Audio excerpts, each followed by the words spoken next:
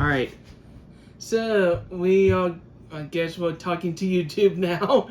Alright, we're gonna see if you said you were a regional champion at some point in Magic?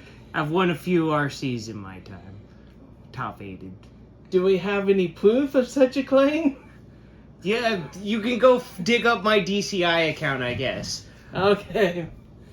And I'm actually a Digimon judge, but I kind of been a little out of the game for a little while. Try and get back into it. I wanted to make some YouTube videos. So let's start with, can a Magic the Gathering player judge how good a Digimon card is? So your categories will be banned, limited, or just some fun card that I put in here. Alright, sounds good. Alright, are we beginning? Yes, so we're going to start with this guy. He is a Tamer type card, Davis. Okay, if at the start of your turn, if you have 2 memory or less, set your memory to 3, okay. So if you, allows you to cast spells more easily. Yeah, in Digimon, you kind of like have a pendulum swing of your mana system. At maximum, it can be on 10 on your side. At maximum, can be 10 at the opponent's side. Right. And it swings back and forth depending on how much you use. Yes, and if you spent a card, like, say you had 0 at the time, play that, you gave your opponent starting 4 memory. Right. So the more expensive stuff you play, the more expensive stuff they can play. Yeah, but they can't shortchange you by leaving you only 1 or 2 memory. That guarantees at least 3. Okay. So, on play, you reveal the top 3 cards of your deck, add 1 blue and 1 green Digimon among them to your hand, place the remaining cards at the bottom of your deck at any order. So it draws 2, and then you have a security effect, so if this is one of your security cards and it gets flipped, you get to play this card without paying its memory cost. Yes. That seems pretty cracked. Yes. This is some serious card advantage. It ramps you. I'm gonna say that card was at very least limited, maybe even banned, depending on how good blue and green Digimon are. Well, blue certainly has a lot of support, but that was never banned. That was never banned. Was it ever limited or semi-limited? No. So this card is just okay. I assume because the cost is too high. That's a very standard. That is the default cost for all these memory setting tamers. Like, a lot of 4 costs will have the effect set to 3. Okay, so that's not as unique as maybe I thought. I thought maybe the security effect made it cracked. Oh no, that's pretty standard for a tamer as well. Oh, okay, all right. But yeah, the being able to search at most 2 cards, that is fairly unique, but there are other tamers that can draw and other stuff. And yeah, it's a good card. I love, if I got a blue or a green deck, I'll see if I can fit it in there. Okay. Alright, let's go to number 2. So I got that one wrong. Okay. Let's see about... Okay, so this is a Digimon. Yes. Costs 5. It's a level 3, so you have to Digivolve. No, it's a level 4. Oh, okay. So it can Digivolve on a red level 3. So instead of paying the 5 cost, if you had a red level 3, you can pay 2. Okay. And 5,000 attack, that seems good. That's like a 5,000 for 5. Yeah. I think the thing that's really going to sell this, if it's a good card or not, is you may Digivolve this card from your hand onto one of your red Tamers, as if the Tamer is a level 3 Digimon. So if like someone takes out your suspended Digimon, but you still have a Tamer on board, you can always play this. But I'm going to say that's pretty bad. Just the stats and, like, a slightly easier casting cost is probably not good enough to be anything. Really? Yeah, I don't know how good 5,000 is, but in order to make use of the alternate casting cost, you have to be, like, committed to red. I would like to remind everybody, you have never played Digimon. No, I've never played the game. I would just like to remind everybody. So, by the way you're saying this sounds like this was a banned card. Like, how good could it be? I mean, I guess you can spam it, but, like, is the cost cheating that good? Because if you flip this into your security thing, it does nothing. Alright, say you had 2 Digimon and a red Tamo on your field, and your opponent only has 2 security cards left. So you attack with your 2 guys, and now it looks like you have no more. Oh, you can Digivolve in combat. And then attack again. Okay, so this... Wow. Alright, so that changes things. Because if this is more like special summoning in Yu-Gi-Oh! Where it's like, if you activate Call of the Haunted in your battle phase, that creature can attack. Yeah. Maybe it was limited? Semi-limited? Actually, no, it wasn't. But there was a hybrid format. Practically every color has at least a vanilla hybrid card.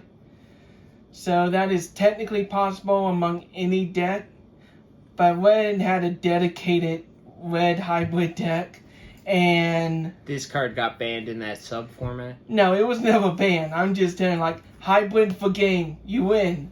Hybrid for game. So this card is good, but it's not good enough. As a final attack, yeah. It's good for an attack that your opponent could not see based on what's on the board. Okay, so this card is also, but no restrictions on this. I could play 4 of this if I wanted to. Okay. At this point, you have better versions of this card. So I was right initially. It's not good enough. It's not good enough now, but it was pretty good back in the day. It had a spot. Okay. Alright, here we go. This is an option card. Option card. Alright. Main all of your opponent's Digimon gain when attacking, lose 2 memory. And you gain 2 memory as a security card. This card's gotta be good. First off, it costs 1. So, if Magic has taught me anything, things with low mana costs are cracked. Option cards still have a restriction of you need a blue Digimon or blue Tamo on the field to activate. It doesn't matter. You're basically telling them you can either attack or cast spells next turn.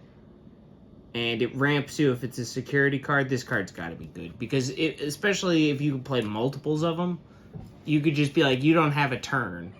Like, you wherever you're at right now, you're staying there, or you can attack me. But this seems extremely good as a defensive tool for one.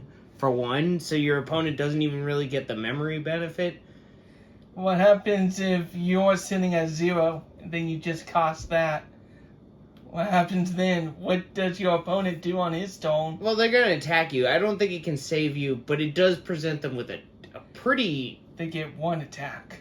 Yeah, it's a pretty, like, nasty trade. I'm going to have to say that that's good. But how good? I mean, you thought these were pretty good, but apparently they were not good enough for Bandai to limit or ban.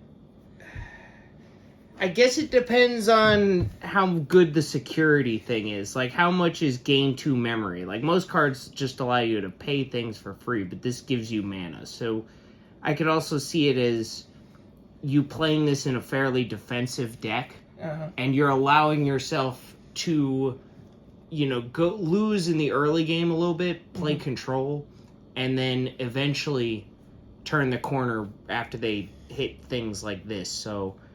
yeah, I'm going to say that this is good. I'm going to say that this was limited. It actually was. All right. You can play 1 of that.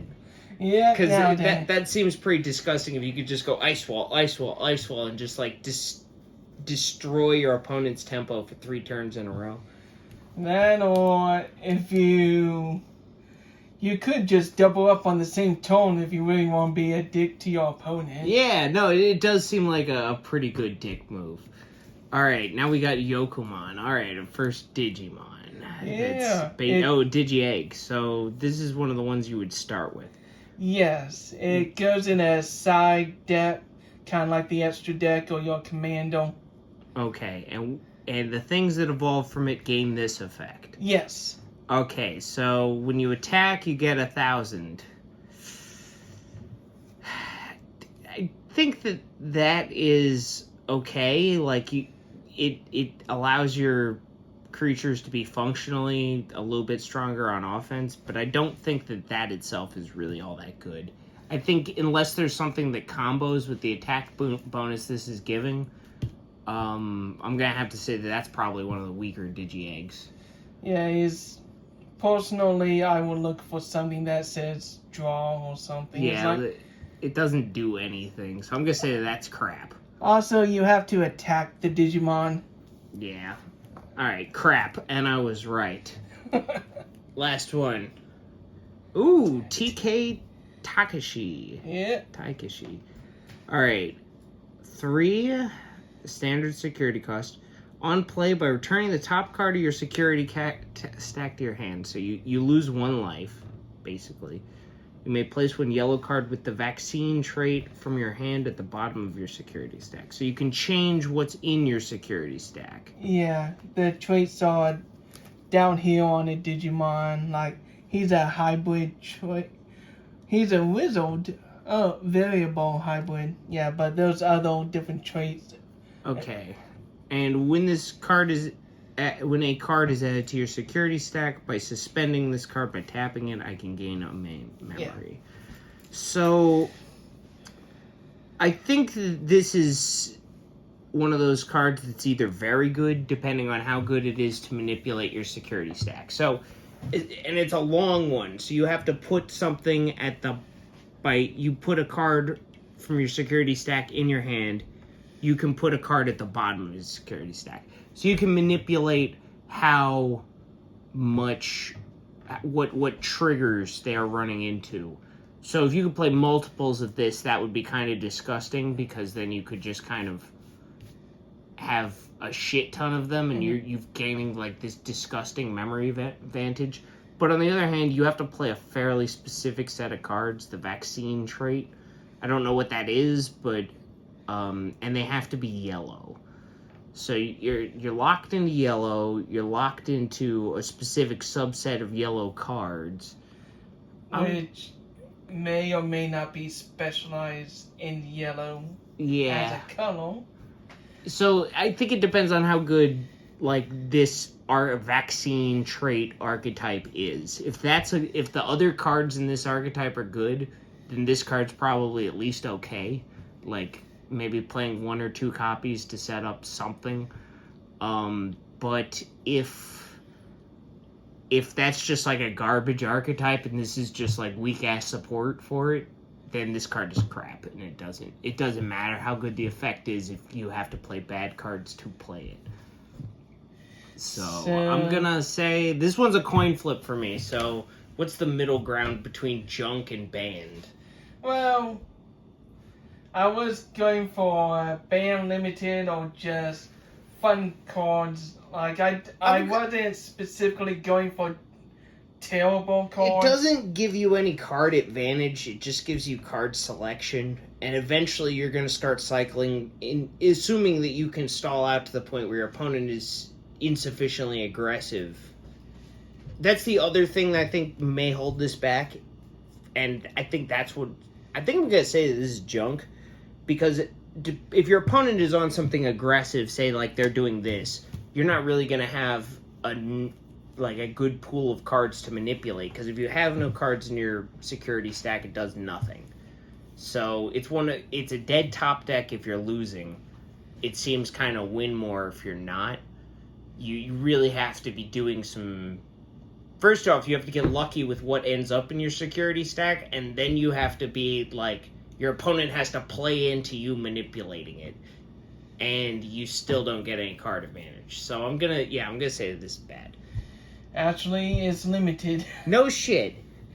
Well, you're stacking your security, you're purposely putting what you need into it, and you can choose to or not to gain that one memory. You could just choose to choke your opponent at 1 or 2, or you could tap it, continue on, do another play, and then maybe play another one and you'll still be choking your opponent.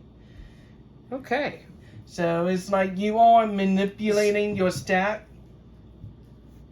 I'm just Did you actually get that one? I got these 2 right and I got those 3 wrong. Okay, so that's what you were doing. Okay. So it is a vaccine archetype. Well, you put things into the security and then it introduced with a level 3 Patamon that can go into the security and digivolve into the level 4. So you could like guarantee there's a level 4.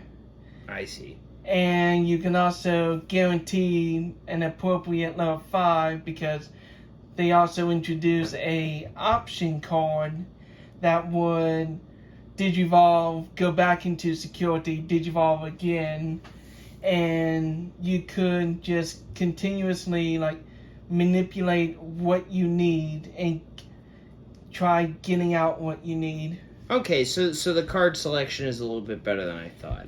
Yeah. And apparently the archetype is good enough to justify it. Yes, and there's also other decks that there was a do you remember Magnamon from Vmon turned into like the golden Magnamon from the Digimon movie? Like vaguely, dude. Yeah, with the golden Digi-Egg of Destiny or whatever. I watched the really crappy old movies, like the ones with like a Pokemon. Yeah, that's the original Digimon movie. I'm talking about that. Okay, yeah, I've seen that, but I only remember him being like, I have hot and cold running water. Like, that movie was full of memes, man. Yeah, but this was the last section where it's like the O2 crew, like Davis and other people, and they had to defeat, like, Wendigomon, who turned into a Dark Cherubimon. Vaguely, dude. Yeah. Anyway, Yeah. Okay, so Vmon deck turns into Magnamon X antibody, uses that to support. Oh. So not only does it help his own archetype, it's helping the Vmon stuff, it's helping other yellow themed stuff. Got it. Okay, so this is a really strong support card if you commit to this. Yes, if you have a yellow vaccine Digimons, that does support, yeah. Alright, let's play again.